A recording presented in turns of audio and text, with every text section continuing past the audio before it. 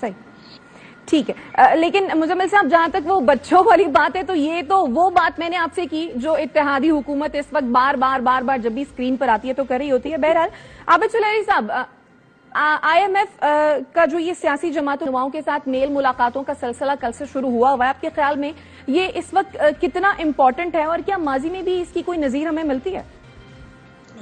دیکھیں ماضی میں بھی اس طرح کی کنسلٹیشن ہوتی رہی ہے، لیکن وہ زیادہ تر ان کیمرہ ہوتی تھی، ان کو آن ریکارڈ نہیں ریویل کیا جاتا تھا. اس دفعہ آئی ایم ایف اور تمام جماعتیں جن کے ساتھ ملاقات ہو رہی ہے وہ انہوں نے اپنے اپنے بیانات اس کے بارے میں دیے ہیں. یہ جو اسٹینڈ بائی ایگریمنٹ ہے وہ اس لحاظ سے پیکولر ہے، جیسا کہ مزمل کہہ رہے ہیں کہ چونکہ اس کو 3 حکومتیں جو ہیں وہ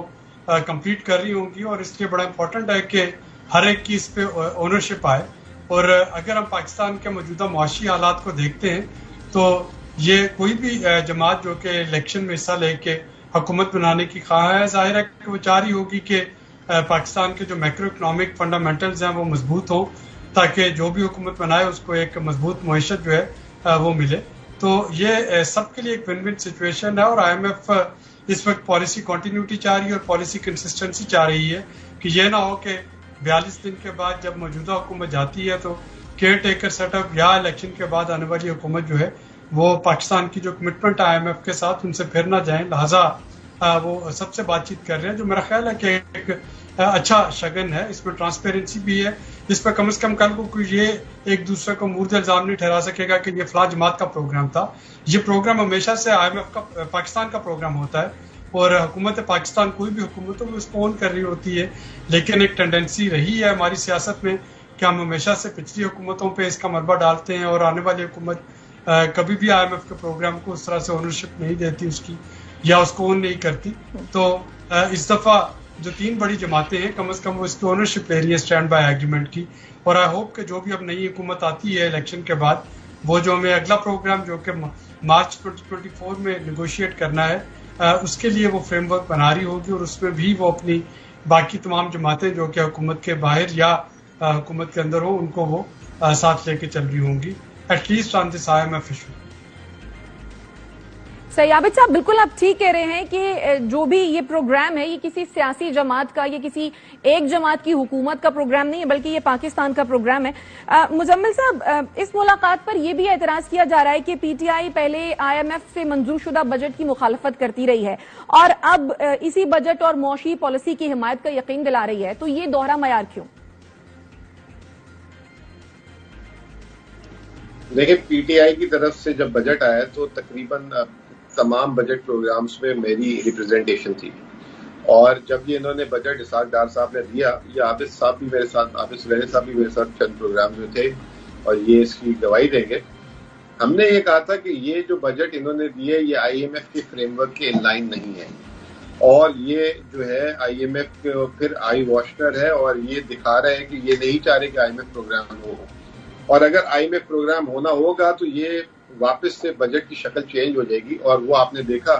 کہ 27 یا 26 جون کو جب بھی انہوں نے اسحاق ڈار صاحب نے ریپنگ اپ اسپیچ دی تو بجٹ کی شکل چینج ہو گئی، تنخواہ دار پہ ٹیکس لگ گیا، نئے ٹیکسز آ گئے، کچھ اخراجات کٹ کیے، ساری چیزیں ہوئی. تو ہم نے جو ہے کرٹیسائز کیا تھا حکومت کی نااہلی پہ، جو صرف اس سال نہیں پچھلے سال بھی مفتاح اسماعیل نے یہ کیا تھا. مفتاح اسماعیل نے ایک بجٹ دیا تھا جس کو آئی ایم ایف نے ریجیکٹ کیا تھا اور 3 دفعہ بجٹ چینج ہوا تھا فائنل بجٹ پاس ہونے، اس کے علاوہ منی بجٹ الگ آتے رہے. تو یہ غلط تاثر دیا جا رہا ہے کہ ہم نے آئی ایم ایف پہ کرٹیسائز کیا، ہم نے حکومت پہ کرٹیسائز کیا تھا کہ وہ کنسسٹنٹ نہیں ہے. ایک طرف وہ کہتے ہیں کہ ہمیں آئی ایم ایف پروگرام چاہیے اور دوسری طرف وہ آئی ایم ایف کے جو فریم ورک ہے اس سے باہر جاتے ہیں بار بار. اور آپ کو یاد ہوگا کہ جب یہ ایس ایل اے ہو گیا تھا تو ایک پریس کانفرنس ہوئی جس میں شہباز شریف صاحب اور اسحاق ڈار صاحب تھے اور شہباز شریف صاحب نے اعتراف کیا کہ میں نے اسحاق ڈار کو کہا کہ تم باتیں مان لو، اگر ہمیں 30 تاریخ کو پروگرام نہیں ملا تو تم سب کچھ ریورس کر لینا.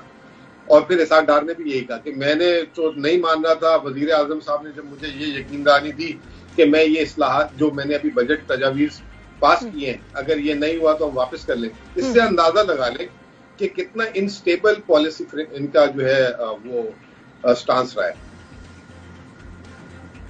صحیح. عابد سلیری صاحب، ہم دیکھ رہے ہیں موجودہ حکومت کی جو آئینی مدت ہے وہ ختم ہونے میں کچھ ہفتے ہی باقی رہ گئے ہیں، لیکن جو معاشی چیلنجز ہیں وہ بھی ہمارے سامنے ہیں، جو کہ کم نہیں ہیں، بہت زیادہ ہیں. آپ کو لگتا ہے کہ یہ جو مختصر سا وقت ہے اس میں جو ایک قسط ملے گی، اس کے بعد کوئی بڑے معاشی اقدامات ایسے یہ کر پائے حکومت؟ آپ ماہر معاشیات کی حیثیت سے کیا سمجھتے ہیں؟ دیکھیے، یہ برج فائنانسنگ ہے اور یہ جو اگلا IMF کا پروگرام لینا ہے منتخب حکومت نے، یہ اس کے لیے کچھ پرائر ایکشن جو ہیں وہ اس مختصر مدت میں لیے جا رہے ہوں گے. میری اپنی اسمپشن یہ ہے کہ اگلے 3-4 ہفتوں میں موجودہ حکومت جو ہے وہ اگر کوئی چیز جو ہے جو کہ اسمبلیوں سے پاس ہونی ہے یا کوئی براڈر فریم ورک ہے وہ دے رہی ہوگی. جو کیئر ٹیکر سیٹ اپ ہے، نگران حکومت ہے، اس کے ذمہ عمومی طور پہ ان فیصلوں کی امپلیمنٹیشن آتی ہے اس طرح کے حالات میں، تاکہ مختلف فیصلے وہ کر سکے اور اس کا کسی کی کانسٹیٹوئنسی کو ڈائریکٹلی امپیکٹ نہ ہو. اور جو اگلی حکومت آئے گی الیکشن کے بعد، اس کے ذمہ فوری طور پہ نیا IMF کا پروگرام جو ہے اس کا فریم ورک تیار کرنا ہوگا اور کوشش کرنی ہوگی کہ فوراً اگلا پروگرام جو ہے وہ سیکیور کیا جا سکے. تو اگر کوئی یہ سمجھتا ہے کہ یہ آخری پروگرام ہے یا اس کے بعد بھی ایک جو ہے 6-7-8 ماہ کا گیپ دیا جا سکتا ہے اگلا پروگرام لینے سے پہلے، تو وہ خام خیالی ہوگی، چونکہ ایسا کرنا جو ہے وہ نہ صرف ملک کی معیشت کے لیے انسرٹینٹی لے کے آئے گا بلکہ وہ روپے کی قدر کو ڈیمیج کرے گا. اگلے 3 سالوں میں